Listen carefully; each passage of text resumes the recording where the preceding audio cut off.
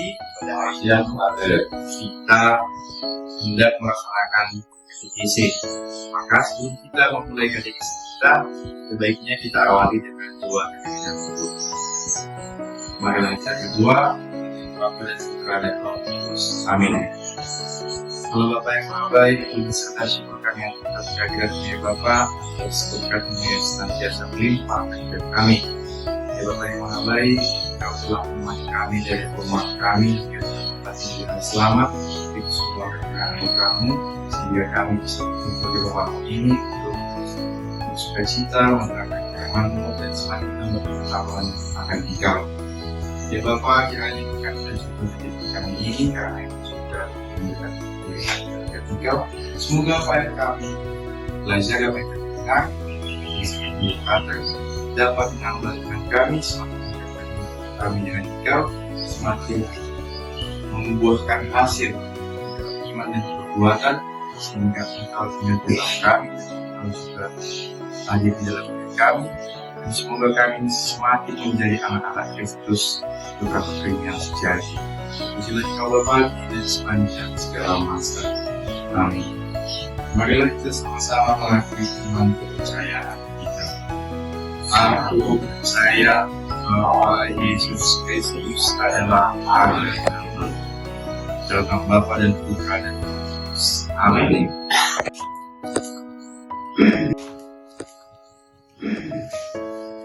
Bapak Ibu, saudara-saudari kasih sekalian, pada kesempatan kali ini kita akan membahas tentang baptis. Kita semua sudah tahu apa baptis, bagaimana baptis dalam Kristus Gereja Katolik. Baptis masuk sakramen inisiasi, hingga dari pintu masuk kita menerima sakramen yang lain. Baptis, dengan baptis kita menjadi anak-anak Allah, dan juga ditebus dari dosa asal. Dalam bahasa kita berarti kita bersatu dengan Kristus. Pada perikop kisah para rasul ini, kita juga beri pandangan tentang baptis. Ternyata praktik baptis tidak hanya terjadi pada masa kita, pada masa zaman perdana juga sudah ada praktik baptis. Misalnya dalam kisah para rasul sudah kita dengar tadi kisah tentang pembaptisan. Sedikit tentang kisah para rasul ini. Jadi kisah para rasul ini ditulis oleh Lukas. Kisah para rasul ditulis oleh Lukas yang juga pengarang Injil Lukas. Ini orang yang sama. Kitab ini ditulis tujuannya untuk memberi pengajaran yang menjadi rekaman sejarah, terutama pengajaran dan rekaman sejarah pada masa jemaat perdana. Jadi fokusnya kepada jemaat perdana untuk memberikan pengajaran. Pengajaran itulah juga yang diberikan kepada kita. Kita masuk kepada konteks pewartaan Filipus dalam perikop yang sudah kita baca, yakni kisah para rasul 8 ayat 1 sampai dengan 40. Kisah para rasul 8 ayat 1 sampai dengan 40. Disahkan tadi bahwa latar belakangnya masa itu terjadi penganiayaan di Yerusalem terhadap jemaat Kristen. Pada masa itu terjadi penganiayaan terhadap jemaat Kristen. Karena penganiayaan itu banyak yang keluar dari Yerusalem, dan orang Kristen ini mewarta keluar dari Yerusalem sampai ke Judea dan Samaria. Salah satu yang menjadi pewarta itu adalah Filipus. Siapa itu Filipus? Filipus adalah salah satu dari 7 diakon yang dipilih pada rasul untuk melayani umat berkaitan dengan amal kasih. Nah, jadi pada masa itu dipilih pejabat melayani umat bagikan kebutuhan, terutama pada masa itu mereka yang miskin. Dan karena langsung tugasnya untuk memberi pengenalan iman. Lalu Filipus pergi memberitakan Injil dengan juga melakukan banyak mujizat dan baptis. Nah, waktu dia keluar dari Yerusalem dan kemudian dia memberitakan Injil dengan melakukan mujizat dan membaptis orang-orang di Yerusalem. Nah, lalu bagaimana praktik baptis pada jemaat perdana, khusus dari kisah yang sudah kita baca? Pertama itu ada bimbingan. Nah, kita bisa lihat di ayat 31. Mungkin ada dari kita yang bisa membaca. Bagaimanakah aku dapat mengerti kalau tidak ada yang membimbing aku? Lalu ia meminta Filipus naik dan duduk di sampingnya. Nah, perikop ini, terus ini kalau kita lanjutkan bahwa Filipus memberi bimbingan. Pertama dia menafsirkan kitab Perjanjian Lama, yaitu kitab dari Yesaya. Kemudian dari situ dia memberitakan Injil, jadi menafsirkan berita dari kitab Yesaya itu. Kemudian dikaitkan dengan Yesus Kristus, bahwa apa yang dikatakan dalam Perjanjian Lama, domba seekor domba yang dikatakan oleh Nabi Yesaya itu tergenapi dalam diri Yesus Kristus. Artinya sebelum seseorang dibaptis ada bimbingan. Dalam konteks ini ialah orang sida-sida. Lalu yang kedua, syarat baptis adalah percaya bahwa Yesus Kristus adalah anak Allah. Ini bisa kita lihat pada ayat 37.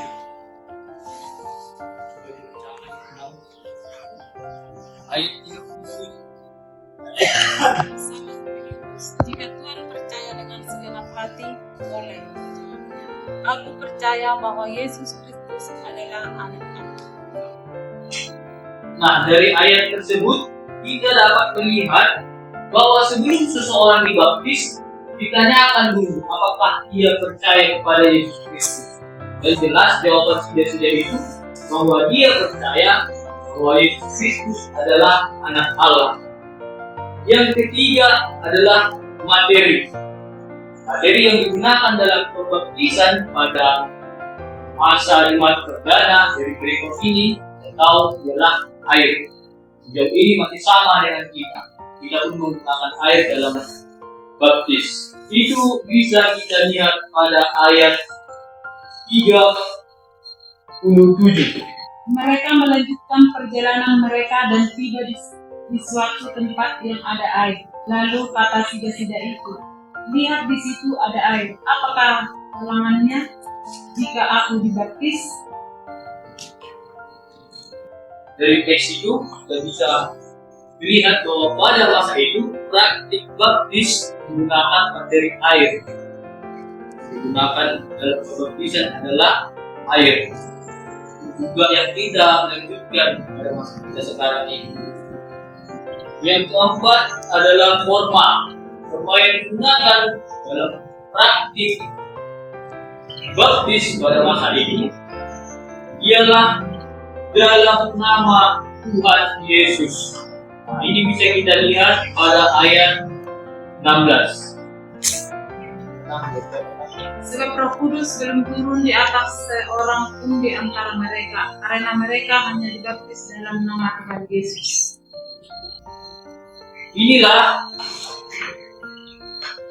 praktik baptis pada jemaat perdana yang kita coba lihat melalui perikop yang telah kita baca. Lalu bagaimana dengan praktik kita sekarang? Mana relevansinya dengan kita sekarang? Dalam gereja Katolik juga kita melaksanakan beberapa praktik dari Jumat Perdana ini. Apa itu? Pertama, ada persiapan sebelum baptis. Kalau bagi baptis anak yang baru lahir, orang tua mengikuti kursus katekese. Kalau untuk mereka yang masa katekumen dan juga yang mengikuti juga yang namanya katekumenan. Kemudian juga syarat baptis adalah percaya kepada Yesus Kristus, Allah Tritunggal, Bapa, Putra, dan Roh Kudus. Lalu yang sama lagi materinya air. Dalam pembaptisan kita juga kita menggunakan air sebagai materi. Kemudian ini yang berbeda dengan kita pada formanya. Di dalam gereja Katolik formanya ialah dalam nama Bapa, Putra, dan Roh Kudus. Sementara pada zaman perdana itu digunakan hanya dalam nama Yesus Kristus. Kira-kira jelas ada perbedaan kan? Ada yang tahu mengapa demikian? Jadi perbedaan ini mau menunjukkan bahwa pada masa pengutusan para rasul memiliki otoritas mereka yang menerima langsung baptisan Tuhan. Kalau dalam Injil kan kita dengar bahwa Yesus Kristus memerintahkan para murid untuk membaptis dalam nama Bapa, Putra, dan Roh Kudus.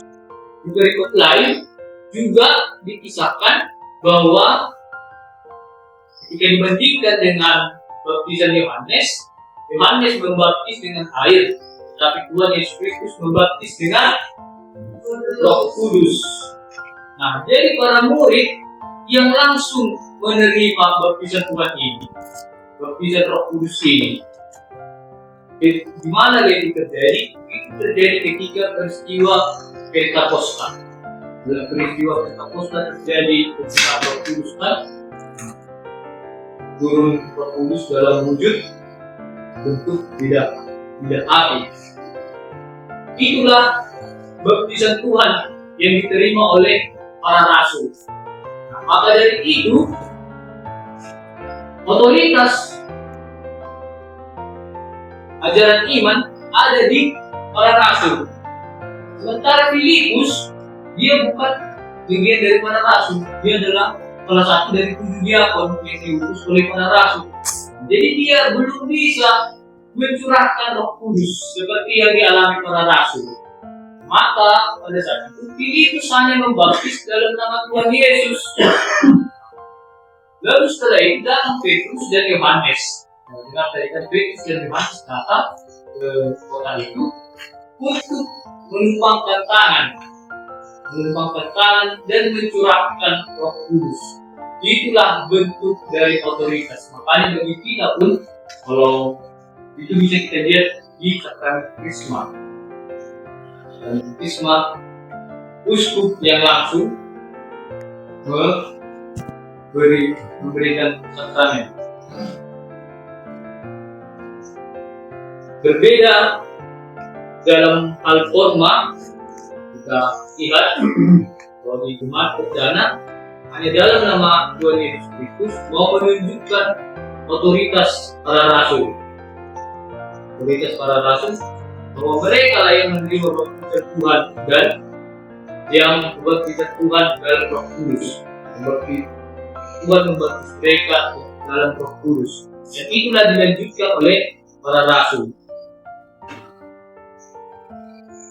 Lalu ini juga mau menunjukkan kepada kita bahwa bagi kita sekarang praktik baptis ini,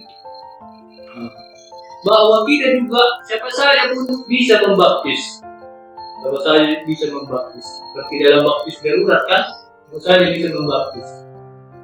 Tapi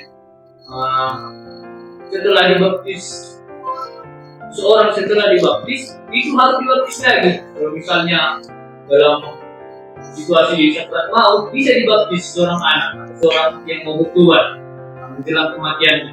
Tapi bila dia sembuh itu harus dibaptis kembali, karena pencurahan roh hanya diberikan oleh mereka yang dibaptis. Nah, itulah mengapa terjadi perbedaan. Atau sesungguhnya praktik baptis pada jemaat perdana dan sekarang itu sama dalam prinsip iman bahwa kita ingin mengikuti Kristus sepenuhnya. Bahwa terdapat perbedaan forma itu hanya menunjukkan konteks pada masa itu. Bagi kita sekarang juga syarat untuk dibaptis adalah percaya kepada Yesus Kristus. Baiklah Bapak Ibu, saudara-saudara sekalian, demikian katekese bagi kita mengenai baptis. Kita sudah mencoba melihat bagaimana praktik baptis dalam jemaat perdana dan bagaimana praktik baptis juga pada gereja pada masa ini. Pada intinya, prinsip imannya bahwa baptis ingin menyatukan kita kepada Yesus Kristus. Sakramen adalah tanda dan sarana keselamatan Kristus kepada manusia.